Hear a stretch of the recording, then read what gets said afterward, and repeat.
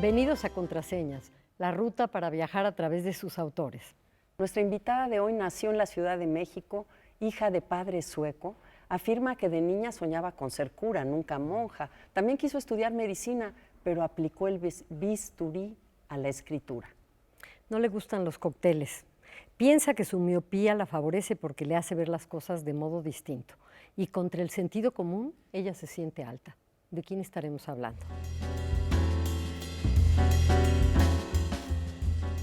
¿Ya adivinaron? Se trata de Aline Peterson.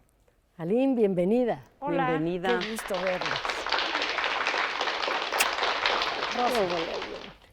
verla. Qué alegría que estés por acá. Sí, nos da muchísimo gusto porque pues a mí me gustaría compartir a quienes nos escuchan y lo recordamos con mucho cariño, que te conocimos cuando Rosa y yo publicamos nuestro primer libro. Fuiste nuestra madrina, ¿no? Años atrás.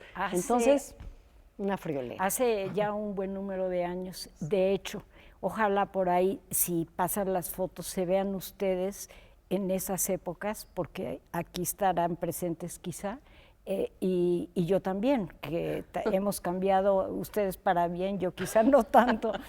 Todas para bien, todas Claro para que bien. todas para bien. Y tienes, además de esto que compartes con nosotras, una historia muy atípica, porque tu padre era sueco, estuviste cerca entonces de la comunidad sueca, él se vino a México, entiendo que a trabajar a la Ericsson, ¿verdad? Así es, así es. Sí, yo mis padres y yo íbamos los fines de semana a una casa en Cuernavaca, donde se alojaban suecos que trabajaban en esa compañía.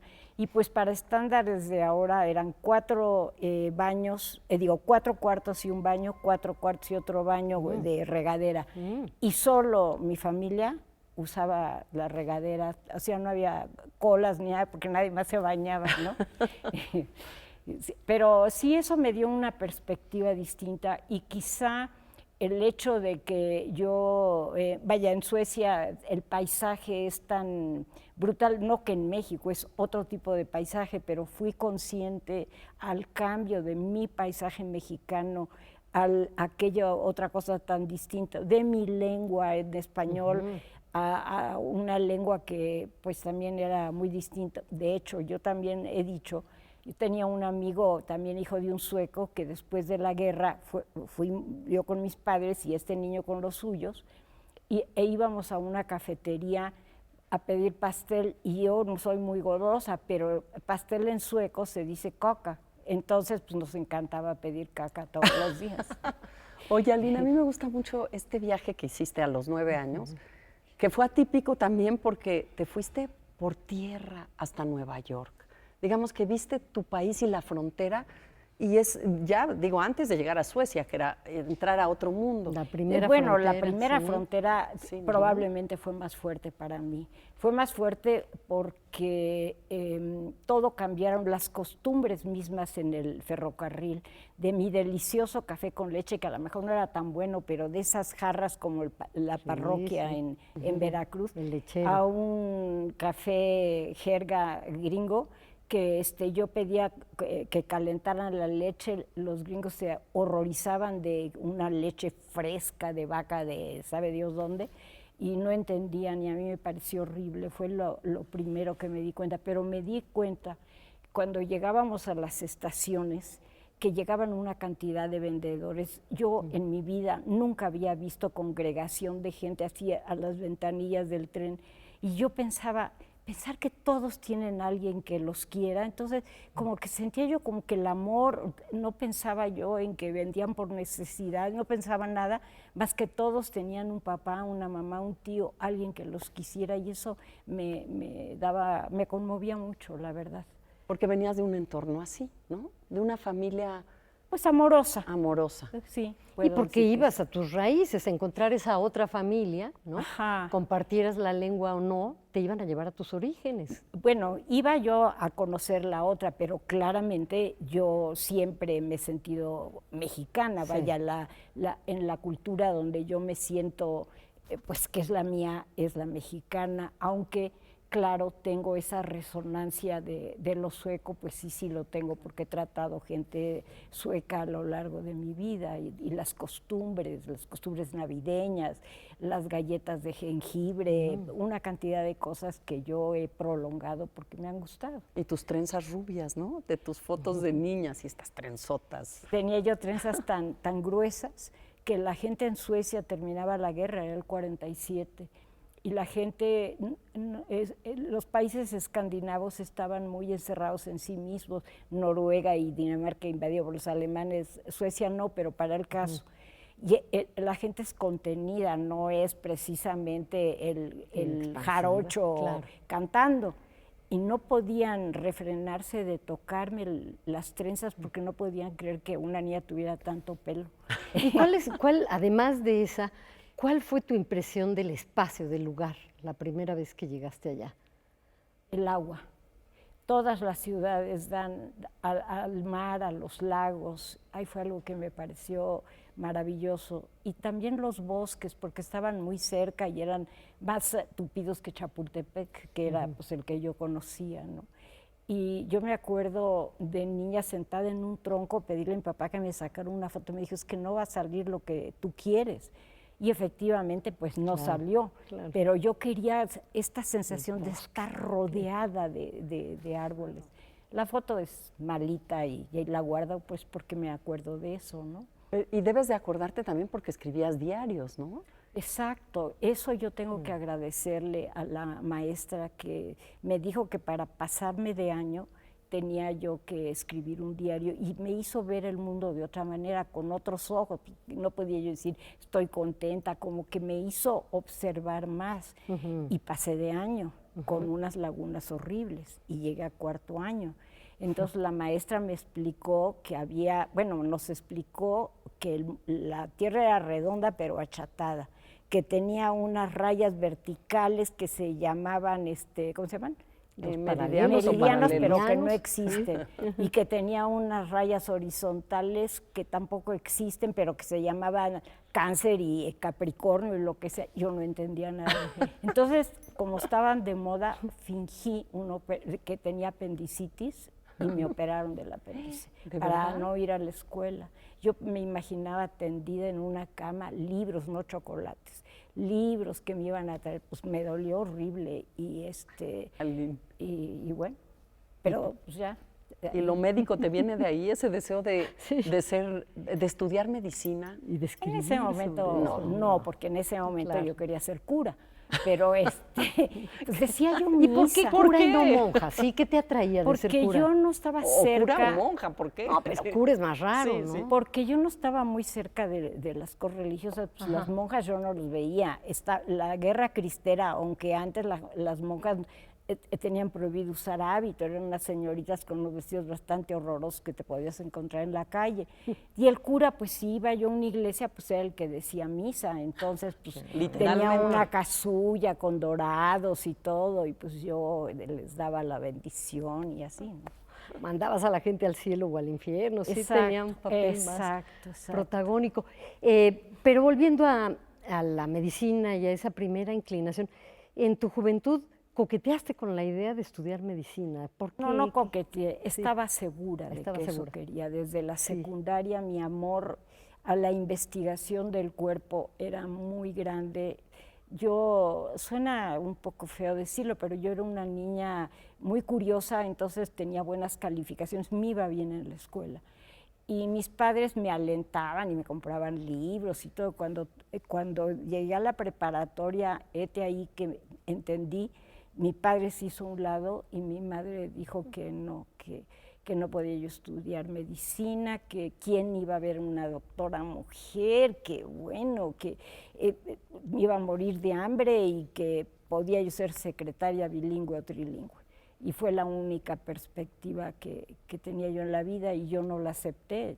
Ergo, me quedé ahí volando pues en la fantasía y aprendiendo, no puedo decir que sea autodidacta porque fui un fósil de muchísimos años de la UNAM y tuve la suerte de pasar por el maestro que a mí me diera la gana. Yo le pedí a Antonio Alatorre, por maestro, puedo, sí, y se hizo mi amigo, porque yo perdí 10 años, tuve 3 hijos en esos 10 años, pero vaya, de la Te vida de dedicaste estudio. exclusivamente, sí. Y entonces sí pude ser amigo de mis condiscípulos en la UNAM, como de los maestros, lo cual para mí fue fantástico, porque fui amiga pues de Antonio, de Ramón Chirao, de Margot Glantz, de Margit Frank, pues Claro. me fue bien. Pero ¿cómo decides entre estos momentos de la vida que nos estás contando, dónde está este deseo de escribir ficción? O sea, ¿dónde aparece? ¿Cuándo aparece? Cuando yo era niña, como a los 10 años, que leía a Tom Sawyer y a Huck y a David Copperfield y Oliverio Twist, yo no quería que se acabara. El libro me atrapaba, yo estaba dentro de ese mundo. Era sórdido a veces, como en Oliverio Twist o en David Copperfield.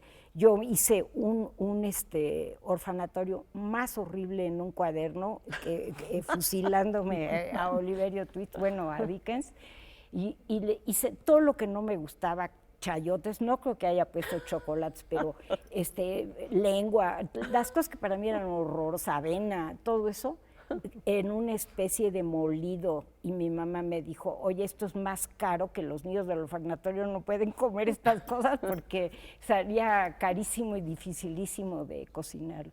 Entonces, por no salirme de los libros, por habitar los mundos a los que los libros me llevaban, por eso empecé a escribir. Tom Sawyer tuvo un primo que se llamaba Juan García, y que vivía en España, y vivía en España porque yo no sabía que yo estaba leyendo Tom Sawyer en traducción.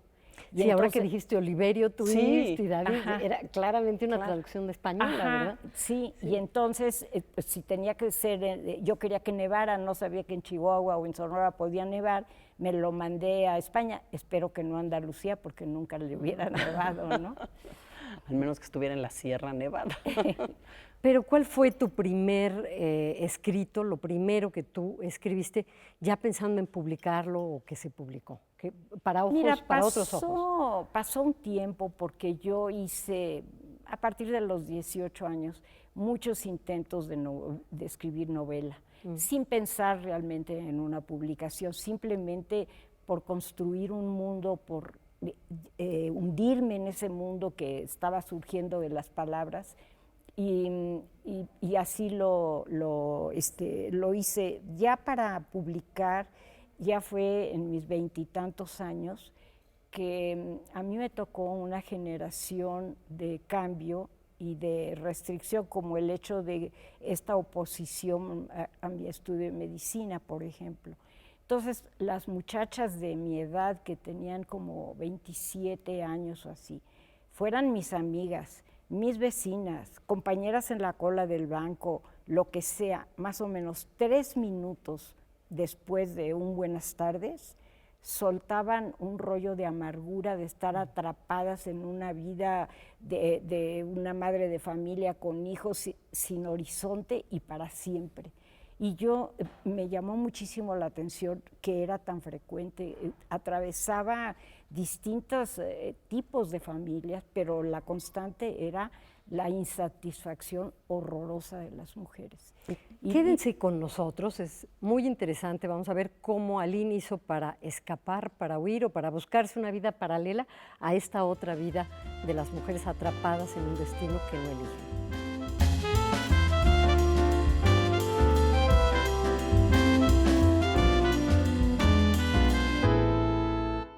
A ver, yo les pregunto, esa fue la situación de las jóvenes de mi generación.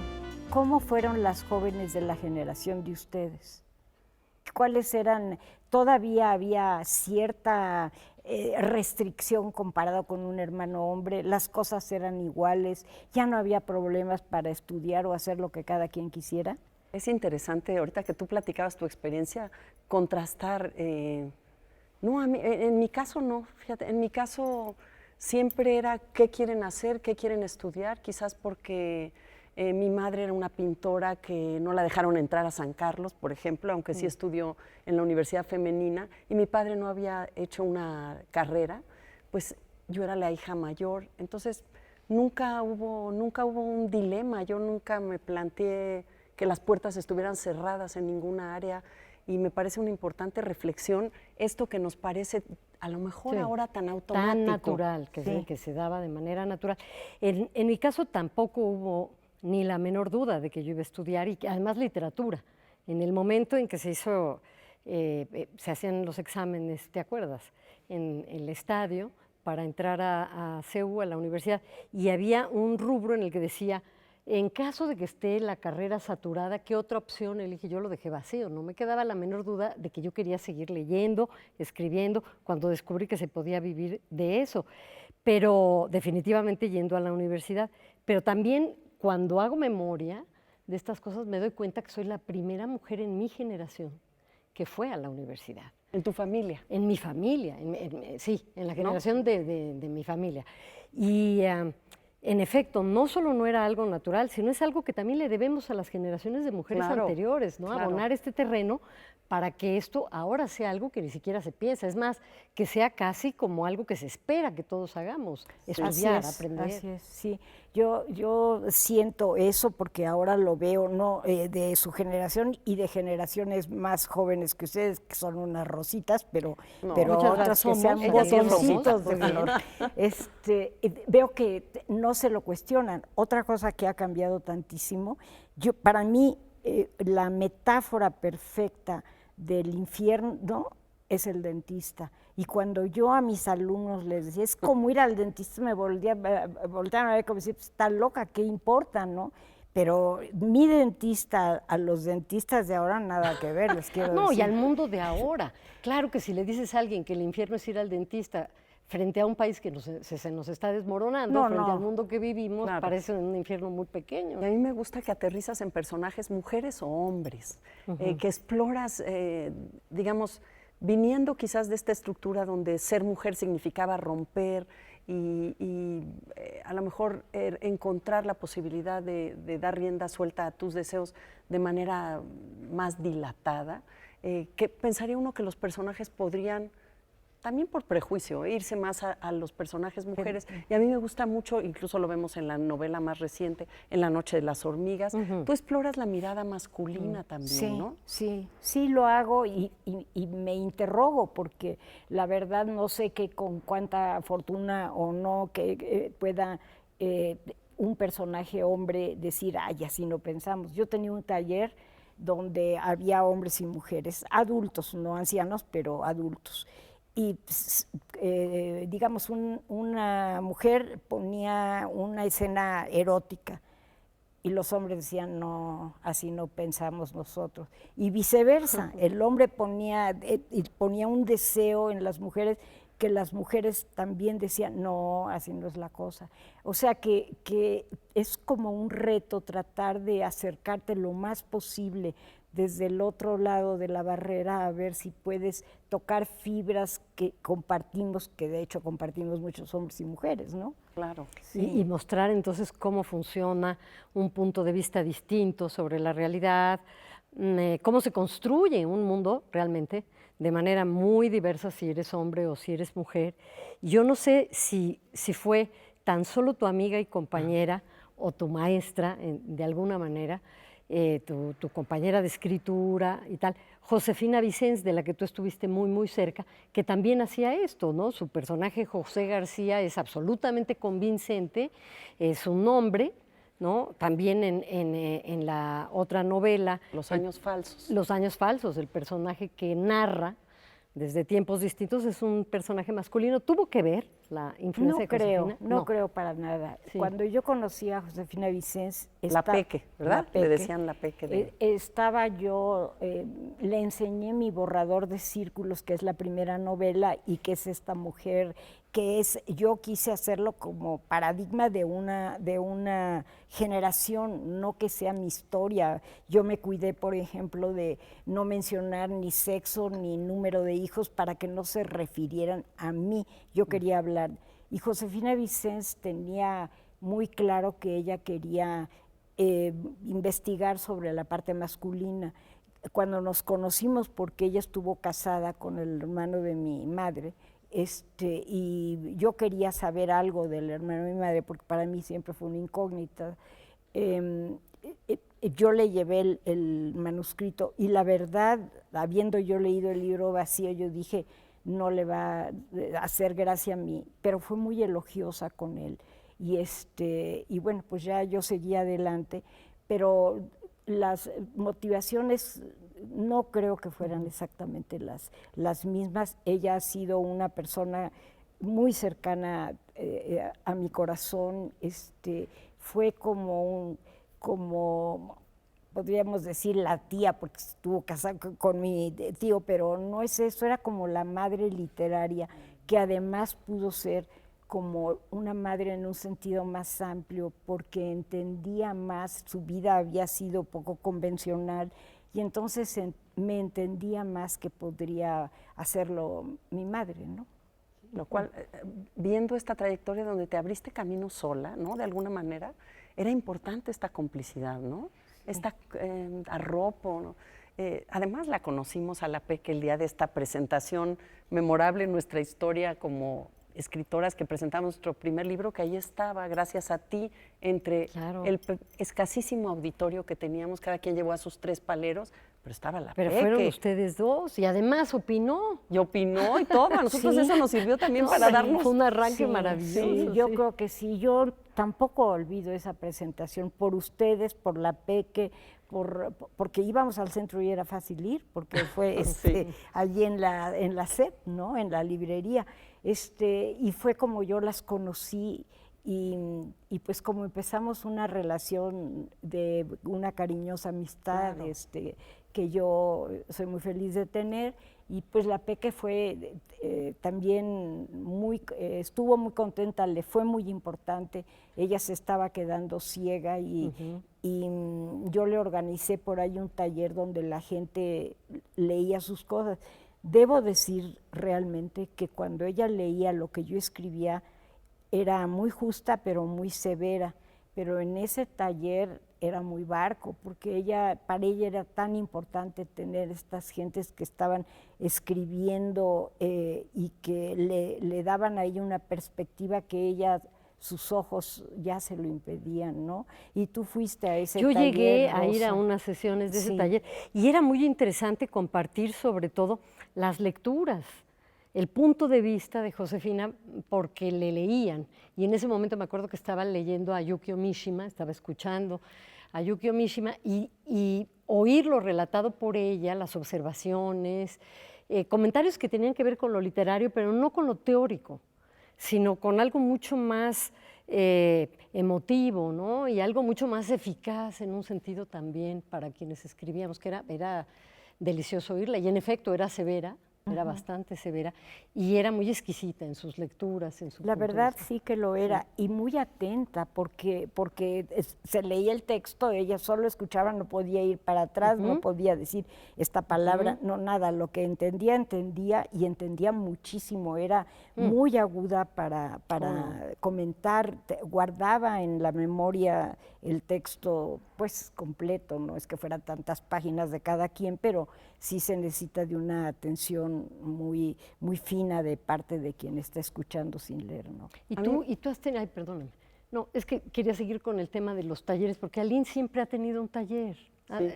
Son muchos años de tener un taller en tu casa. ¿Qué te da el tener un taller? ¿Qué te aporta? Pues me da, primero se establece una red afectiva muy grande con la gente que se lleva bien. Hay gente que pues no entra, esa persona lo sabe y solita se va. Claro, le ponemos la escoba detrás de la puerta para que se vaya. Pero hay una sensación de compartir el amor de esas personas por la escritura con mi propio amor a la palabra. Entonces pues se hace una complicidad muy, muy encantadora. Yo me siento muy afortunada de haber tenido esos talleres o haber dado clases a jóvenes estudiantes. Di clases por 25 años a jóvenes Sogem, y estudiantes. ellos seguro lo Sí. agradecen, igual que nosotros. A mí me gusta mucho este momento al que has llegado, Aline, en donde combinas esta mujer que no cocinaba porque precisamente estaba rompiendo con la estructura, con la idea de la mujer que hace labores, pero que ahora asumes con la sensualidad que eso implica. Las novelas que sigues escribiendo, o los libros de reflexión como Vidas Paralelas, o tu novela más reciente que nos gustaría que fuera la contraseña del programa, A la Intemperie, donde haces un ejercicio muy interesante de reflexión sobre la escritura. Una mujer, que puede ser Aline o no, escribe sobre la creación de un personaje que a su vez escribe. Y este personaje que escribe es un personaje de cierta edad, que se tiene que probar en amores, que hace ciertas reflexiones importantes alrededor de la vida y del oficio mismo de la escritura, ¿no? Me parece un ejercicio muy interesante y lo recomendamos muchísimo. Sí, además es una entrada distinta a un tema muy antiguo, el tema del hombre ya mayor. Tú dijiste de cierta edad, de mucha edad, porque la mujer de la que se enamora es de 40 y tantos, ¿no? O sea que ya él es mayorcito. Pero la angustia ante el tiempo que pasa, ante el cuerpo que se deteriora, ante cómo reconstruir la historia que estás viviendo y la que ya pasó, estas serían las contraseñas de A la Intemperie, el libro de Aline Peterson. Aline, muchas gracias por estar con nosotros. Muchas gracias por estar aquí, yo también. Muchas gracias. Y Rosa, hasta la próxima. Hasta la próxima, Mónica. Y también hasta la próxima a ustedes. Nos vemos en Contraseñas.